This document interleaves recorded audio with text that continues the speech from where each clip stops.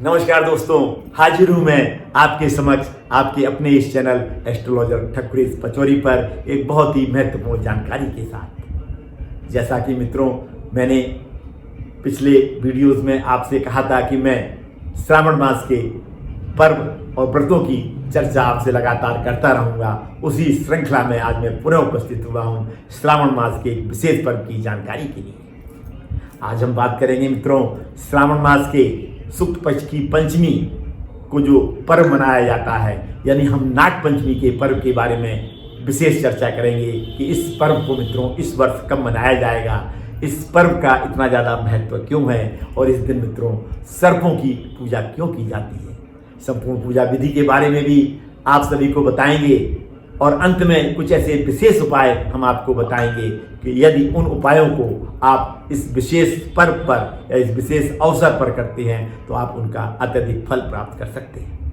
आइए मित्रों, आते हैं अब अपने विषय पर आने से पहले आप सभी से अनुरोध भी करते हैं मित्रों कि यदि आपने अभी तक अपने इस चैनल को सब्सक्राइब नहीं किया है तो इसको तुरंत सब्सक्राइब करें, बेल आइकॉन प्रेस करें ताकि इस तरीके की महत्वपूर्ण जानकारियां आपको घर बैठे प्राप्त हो सकें और आप उनका पूर्ण रूप से लाभ भी ले सकें। तो आइए मित्रों, अब हम चर्चा करते हैं नागपंचमी के महान पावन पर्व के बारे में। ये जो नागपंचमी का महान पावन पर्व है मित्रों, वो इस वर्ष 29 जुलाई 2025 यानी दिन मंगलवार को मित्रों मनाया जाएगा, क्योंकि जो पंचमी तिथि है वो 28 तारीख की रात्रि से प्रारंभ हो रही है और 29 तारीख की रात्रि तक रहेगी। अतः उदया तिथि में जो पंचमी तिथि है वो 29 जुलाई को ही है। अतः 29 जुलाई को ही इस पर्व को हम मित्रों मनाएंगे, क्योंकि हमारे सनातन धर्म में उदया तिथि का मित्रों अत्यधिक महत्व है। आइए मित्रों, अब हम चर्चा करते हैं इस दिन नागों की पूजा क्यों की जाती है और नागों की पूजा का क्या महत्व है। मित्रों, ये जो नाग हैं ये पाताल लोक के देवता माने जाते हैं, क्योंकि इनके पास भी शक्ति है, इनके पास विष है। और जो ये पर्व है मित्रों वो सर्पों को पूर्ण रूप से समर्पित है। वो सर्पों के सम्मान और कृतज्ञता का भी प्रतीक है, क्योंकि सर्प जो है वो कृषि और पर्यावरण के बीच में सामंजस्य स्थापित करते हैं। और वर्षा ऋतु का मौसम होता है इस समय, तो सर्प भूगर्भ से निकलकर भूतल पर आकर किसी का अहित न करें, इसलिए भी मित्रों इस दिन नागों की और सर्पों की मित्रों विधिवत पूजा की जाती है। हम इस दिन सर्पों के आश्रय में जाकर या मंदिरों में जाकर सर्पों की पूजा करते हैं, विधिवत उनको फल फूल चढ़ाते हैं और उनको दूध पिलाते हैं। और हम भगवान शिव का भी मित्रों इस दिन जलाभिषेक करके और अत्यधिक फल प्राप्त कर सकते हैं। तो मित्रों इस दिन सुबह उठिए, स्नान ध्यान करिए, स्वच्छ वस्त्र धारण करिए और भगवान शिव का जलाभिषेक करिए और अपने घर के मुख्य दरवाजे पर सर्पों की आकृति बनाइए। यदि नहीं बना सकते हैं तो सर्पों की तस्वीर ले आइए और दरवाजे के दोनों तरफ सर्पों की तस्वीर लगा दीजिए, उनकी विधिवत पूजा करिए और उनको खीर का भोग लगाइए। इसके बाद जैसा कि मैंने कहा, भगवान शिव का भी जलाभिषेक करिए और भगवान शिव के मंत्रों का मित्रों विधिवत जाप करिए और भोग लगाइए।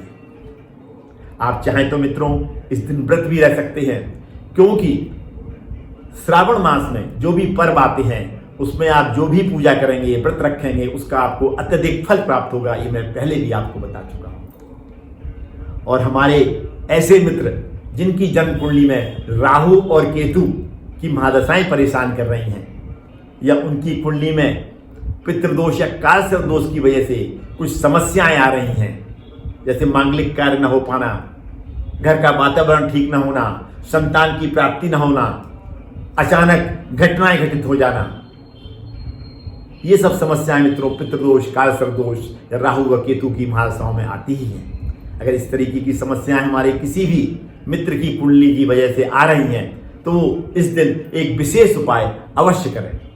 क्या करना है मित्रों, एक चांदी का नाग-नागिन का जोड़ा लें, एक तांबे के नाग-नागिन का जोड़ा लें और तांबे के नाग-नागिन के जोड़े को भगवान शिव को शिवलिंग पर चढ़ा दें और प्रार्थना करें। जो भी आपकी समस्याएं हैं उन समस्याओं को मन में रखते हुए भगवान शिव को नाग नागिन समर्पित कर दें।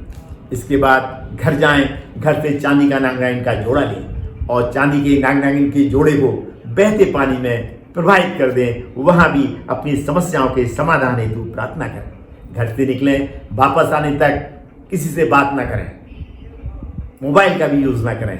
यदि आप ऐसा करते हैं और इस प्रयोग को विधिवत करते हैं तो जन्म कुंडली में यदि राहु या केतु की महादशाएं आपको परेशान कर रही हैं या कालसर्प दोष की वजह से आपको कुछ परेशानियां आ रही हैं तो इन परेशानियों का धीरे धीरे करके मित्रों अंत हो जाएगा, क्योंकि इस दिन ये प्रयोग जो किया जाएगा उसका अत्यधिक परिणाम आपको प्राप्त होने वाला है।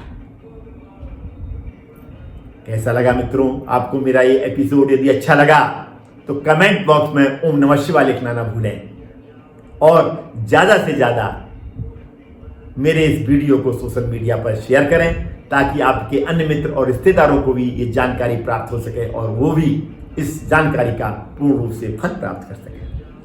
आज मैं अपनी वाणी को इस भावना के साथ में यहीं पे विराम देता हूं कि आप सभी पर भोले बाबा और मां पार्वती की कृपा बनी रहे और आपके घर में यदि कोई परेशानियां चल रही हैं तो उन परेशानियों का पूर्ण रूप से अंत हो। उन्हें मुलाकात होगी मित्रों किसी ऐसी ही विशेष जानकारी के साथ में। तब तक अपना ये चैनल देखते रहिए और इस तरीके की जानकारियां घर बैठे प्राप्त कर उनका लाभ लेते रहिए। धन्यवाद मित्रों, अंत तक मेरे साथ जुड़े रहने के लिए और मेरा ये वीडियो पूर्ण रूप से देखने के लिए आप सभी को मित्रों बहुत बहुत धन्यवाद। बोलो भोले बाबा की जय। ओम नमः शिवाय। बोलो नाग देवता की जय।